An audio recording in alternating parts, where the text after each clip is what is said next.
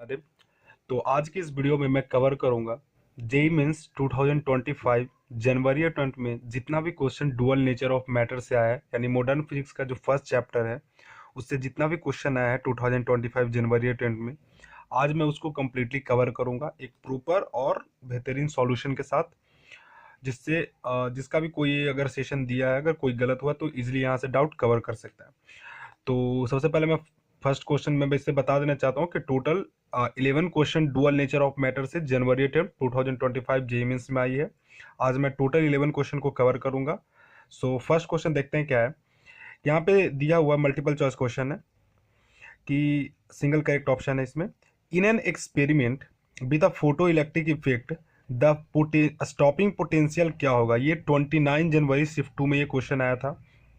इसके चार ऑप्शंस है कि increase with increase in intensity of incident light, decrease with increase in intensity of incident light, increase with increase in wavelength of incident light, और 1/e times the maximum kinetic energy of emitted photo electron.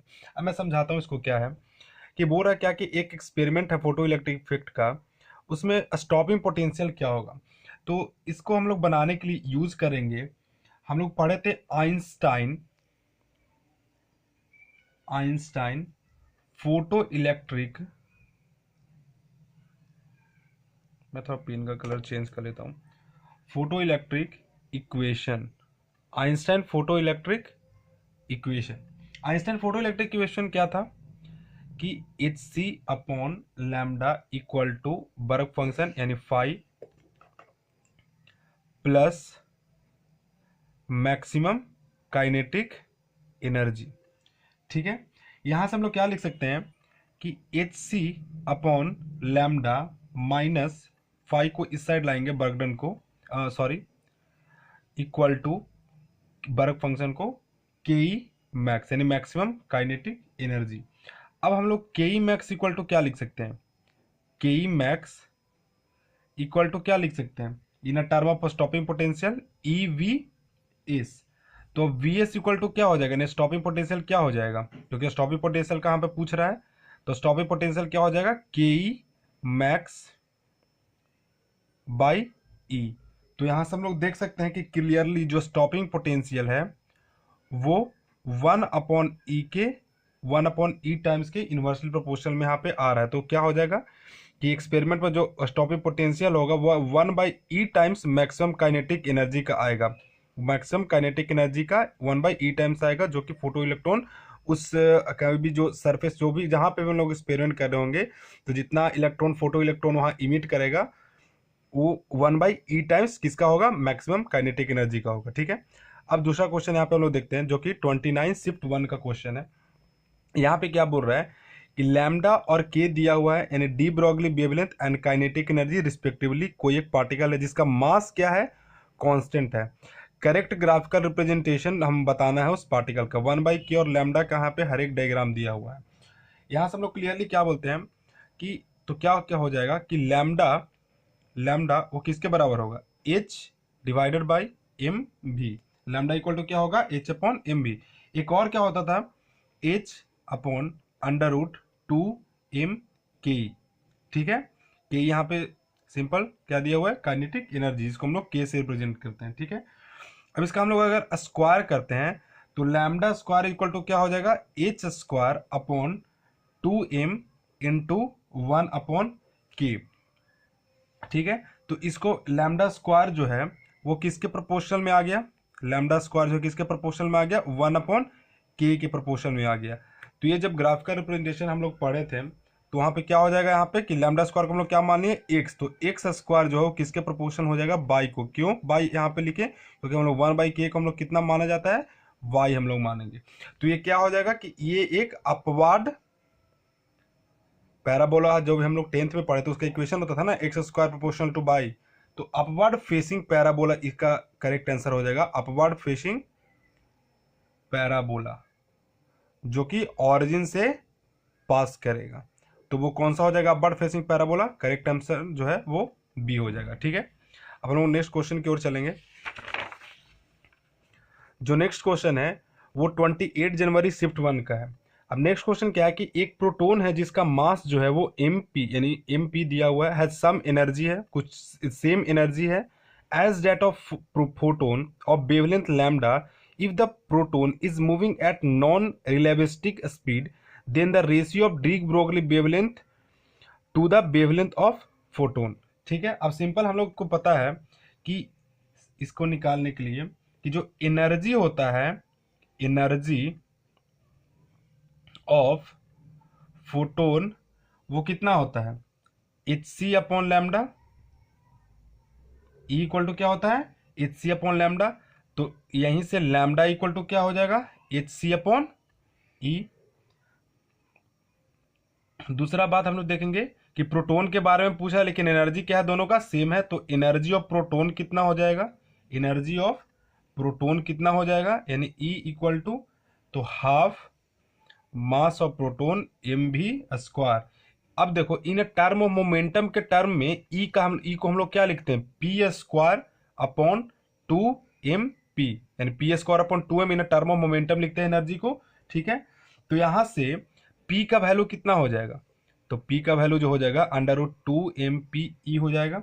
ठीक है, अब lambda proton का wavelength कितना हो जाएगा, तो lambda is equal to h upon p होता है, तो h अपॉन √2 mpe हो जाएगा। अब हम लोग को क्या बोला है कि डी ब्रोगली वेवलेंथ निकालना है प्रोटोन का, और डी ब्रोगली वेवलेंथ निकालना है, रेशियो निकालना है, ratio of de Broglie wavelength to the wavelength of photon.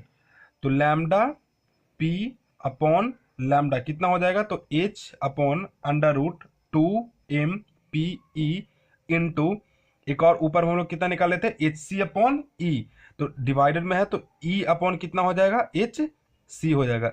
H C H यहाँ पे खत्म हो गया, कितना बच गया 1/c, और अंडर रूट में कितना हो जाएगा ई अपॉन 2 mp।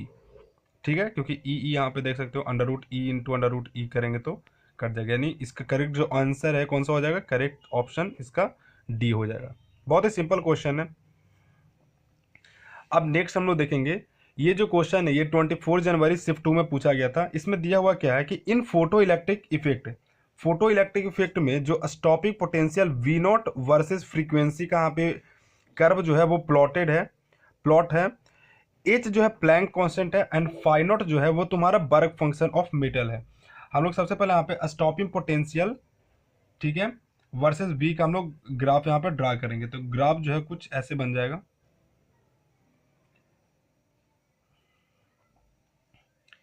कि यहाँ से ऐसे ग्राफ जाएगा, ठीक है, ये कुछ निगेटिव में से आएगा, यहाँ पे वी नॉट हो जाएगा, और इसको इतने दूर को हम लोग क्या बोलेंगे, फाई नॉट अपॉन ई। अब इसको मैं बताऊंगा कैसे होगा।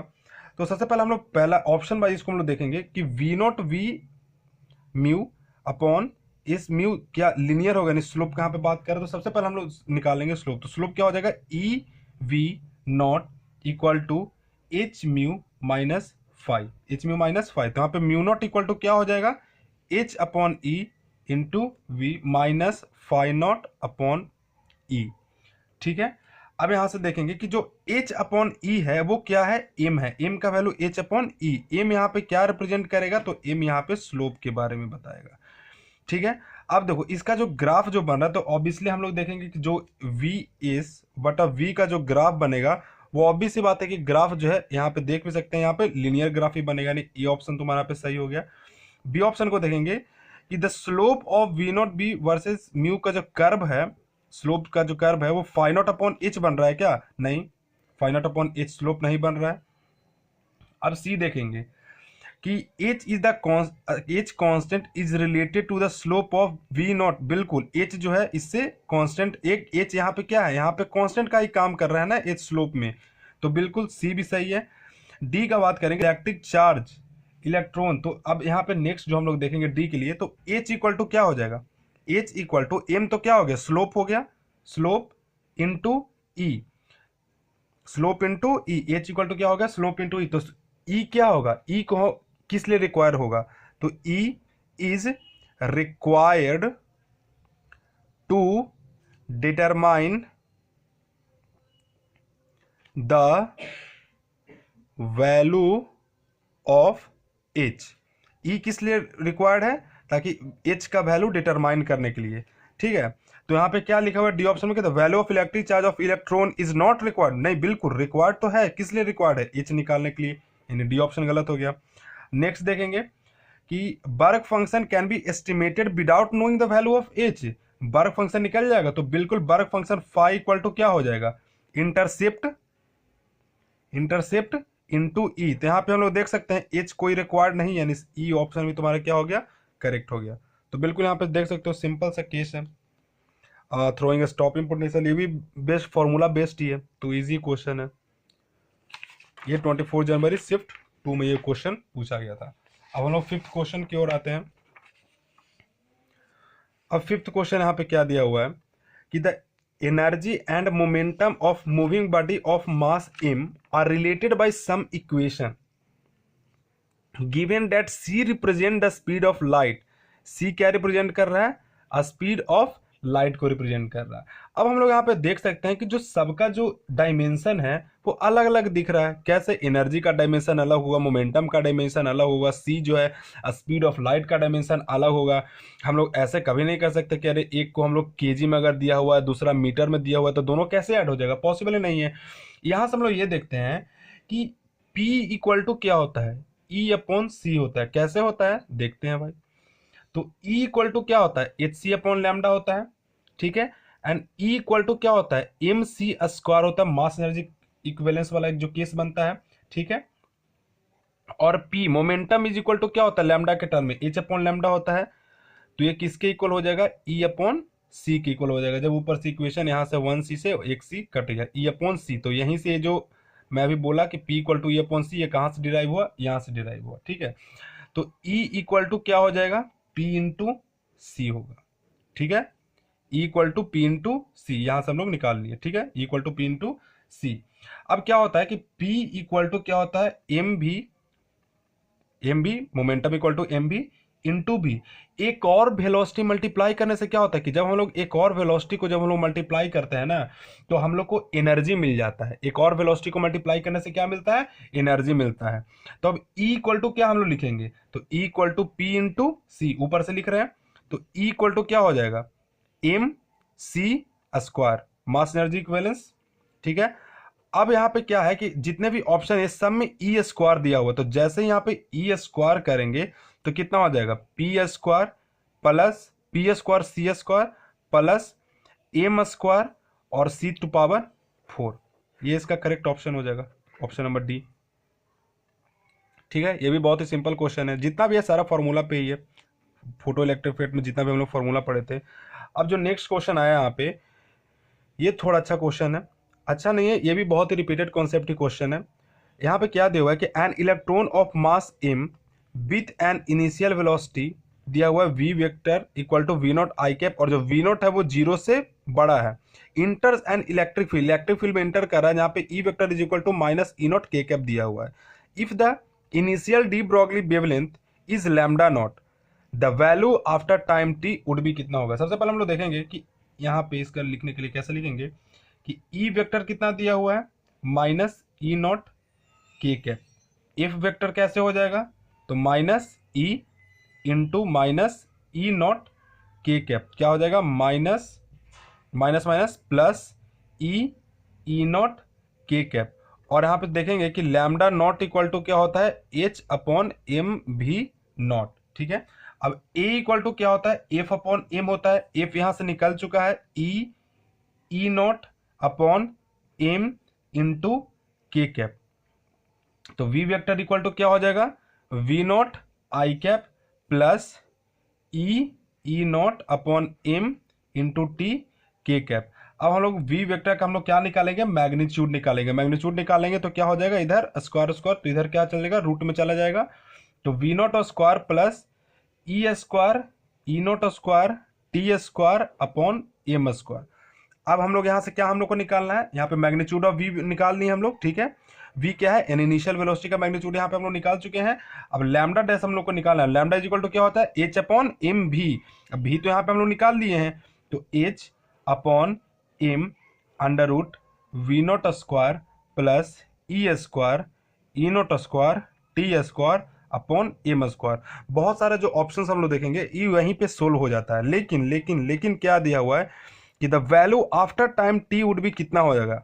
अब तो न्यू हम लोग यहाँ से निकालेंगे, क्या न्यू वेवलेंथ हम लोग यहाँ से निकालेंगे। इफ द इनिशियल वेवलेंथ अगर लैम्डा नॉट है तो अब क्या हो जाएगा कि लैम्डा डैश किसके भी इक्वल हो जाएगा, तो lambda dash equal to lambda naught. तो लैम्डा नॉट तुम्हारा क्या हो जाएगा, H upon M V naught. तो H upon M V not.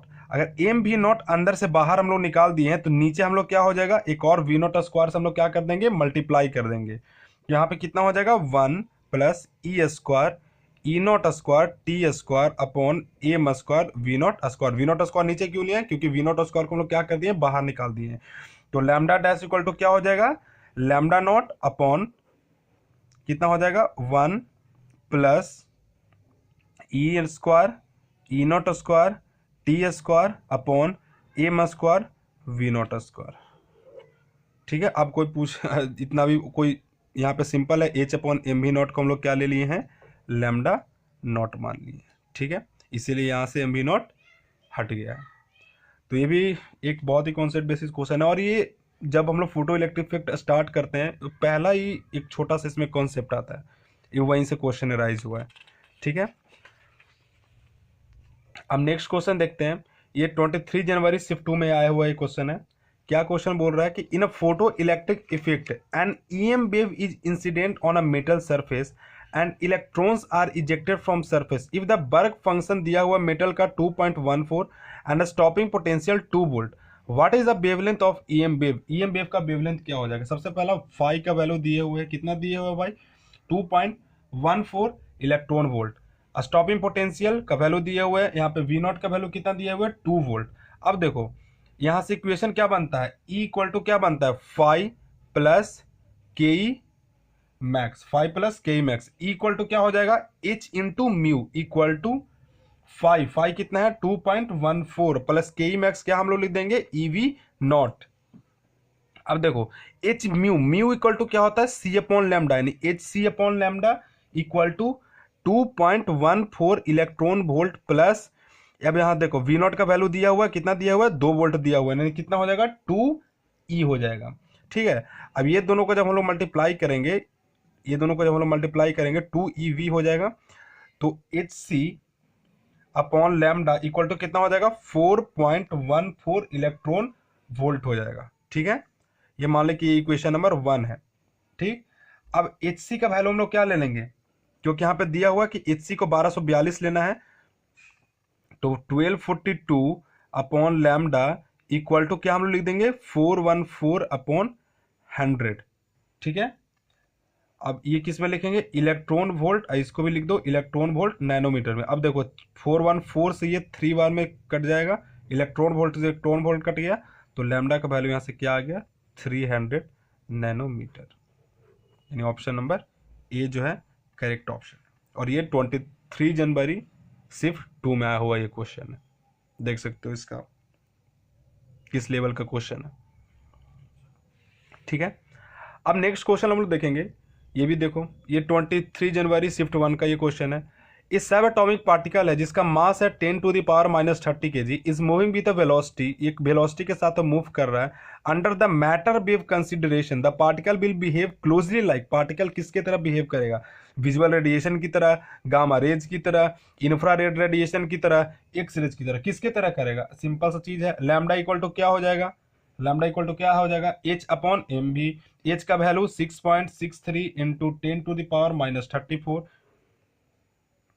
मास कितना दिया हुआ है 10 टू द पावर -30, भी का वैल्यू कितना है 2.21 इंटू 10 को पावर 6। इसको जब हम लोग कैलकुलेशन करेंगे तो जो वैल्यू आएगा लैम्डा का वो 3 into 10 to the power -10 metre आएगा। तो हम लोग इसको बोल सकते हैं कि ये 3 एंगस्ट्रॉन्ग के बराबर आ सकता है। अब 3 एंगस्ट्रॉन्ग जो है, ये जो वेवलेंथ का जो रेंज हुआ, वेवलेंथ का जो रेंज हुआ, वेवलेंथ का जो रेंज हुआ हम लोग निकालेंगे, तो ये बेसिकली जो 3 एंगस्ट्रॉन्ग है वो मैं बताना चाहूंगा ये एक्स रे में लाइज करेगा। क्यों एक्स रे में लाइज करेगा, क्योंकि जो एक्स रेज का जो वेवलेंथ का जो रेंज होता है ना, वो 0.01 एंगस्ट्रॉन्ग से लेकर के 10 एंगस्ट्रॉन्ग का इसका वेवलेंथ रेंज होता है, और 3 एंगस्ट्रॉन्ग इसके अंदर ही लाइज करेगा, यानी ये किसके क्लोजली होगा, पार्टिकल जो है वो एक्स रे के क्लोजली होगा। ठीक है, हम लोग नेक्स्ट क्वेश्चन की ओर आएंगे। यहाँ पे दिया हुआ है क्या कि अ light source of wavelength lambda illuminates a metal surface and electron are ejected with maximum kinetic energy of 2 electron volt if the same surface is illuminated by a light source of wavelength lambda by 2, then the maximum kinetic energy of ejected electron will be कितना हो जाएगा। और phi का value यहाँ पे 1 electron volt दिया हुआ है। सिंपल सा चीज है, कौन सा फॉर्मूला लगा देंगे, E minus phi equal to kinetic energy K E. ठीक है, अब E इक्वल टू क्या लिख सकते हैं, H C upon lambda. Phi का वैल्यू दिया हुआ है, क्या दिया हुआ है, 1 दिया हुआ है, तो -1 इक्वल टू यहाँ पे काइनेटिक एनर्जी कितना दिया हुआ है, 2। तो एच सी अपॉन लैम्डा का जो वैल्यू हो गया, एच सी अपॉन लैम्डा का वैल्यू कितना हो गया, 3 हो गया। अब नेक्स्ट स्टेप पे क्या बोलता है कि अगर इफ द जो सेम सोर्स इल्यूमिनेट हो रहा है, लैम्डा जो है लैम्डा बाई 2 हो जाए, यानी H C upon lambda by 2, H C upon lambda by 2 और -1 इक्वल टू के ई। तब देखो, अब इसको ऊपर लेके जाएंगे तो क्या हो जाएगा, 2 H C upon lambda -1 equal to K E. अब एच सी अपॉन लैम्डा का तो वैल्यू हम लोग निकाल सकते हैं, कितना निकल गया है, 3। तो कितना हो जाएगा, 2 into 3 -1 equal to kinetic energy. तो काइनेटिक एनर्जी का वैल्यू कितना हो जाएगा, 5 इलेक्ट्रॉन वोल्ट। ये भी एक बहुत ही सिंपल सा क्वेश्चन है जो कि 22 जनवरी शिफ्ट 2 में आया हुआ एक क्वेश्चन है। सो देख सकते हो, आई थिंक ये कहीं पे प्रॉब्लम नहीं होना चाहिए। मैंने काफ़ी सबका एक एक्सप्लेनेशन मैं दे चुका हूँ, अभी तक ये कहीं पे यूट्यूब पे अवेलेबल भी नहीं है। सो देख सकते हो, और जो भी अपना डाउट है वो सोल्व भी कर सकते हो यहाँ से। मैं ट्राई करूँगा कि जितने भी एग्जामिनेशन के बाद एक बार जितना भी क्वेश्चन मैं करवा रहा हूँ इसको पहले खुद से अटेम्प्ट करो और उसके बाद ही सॉल्यूशन देखो, तो आई थिंक ज़्यादा ये इफेक्टिव रहेगा। अब जो नेक्स्ट क्वेश्चन हम लोग देखते हैं वो क्वेश्चन क्या है, 22 जनवरी शिफ्ट 1 का ये क्वेश्चन है। An electron in the ground state of the hydrogen atom has orbital radius 5.3 into 10 to the power -11 meter, while that for the electron in the third excited state is 8.48 into 10 to the power -10 meter. The ratio of de Broglie wavelength of electron in the excited state to the ground state. Excited state से ground state तक का हमको ratio यहाँ से निकालना है। Simple angular momentum वाला एक कहाँ से कॉन्सेप्ट आता था, क्या आता था कि M V R equal to N H upon 2 pi. ठीक है, तो एम भी इज इक्वल टू क्या हो जाएगा, N H upon 2 pi R, क्योंकि ऑर्बिटल रेडियस दिया हुआ है ना। अब लैम्डा इक्वल टू क्या हो जाएगा, तो लैम्डा इक्वल टू क्या हो जाएगा, तो 2 pi R H upon N H, ये किसके बराबर हो जाएगा, लैम्डा के बराबर हो जाएगा। ठीक है, तो जो लैम्डा है वो किसके प्रोपोर्शनल में हो जाएगा, तो आर अपॉन एन के प्रोपोर्शनल में हो जाएगा। किसके प्रोपोर्शनल में हो जाएगा, आर अपॉन एन के प्रोपोर्शनल हो जाएगा। अब यहाँ पे क्या बोल रहे हैं कि excited state to the ground state, तो lambda 1 upon lambda 4 equal to क्या हो जाएगा, R1 N4 अपॉन N1, मतलब R1 N1 R4।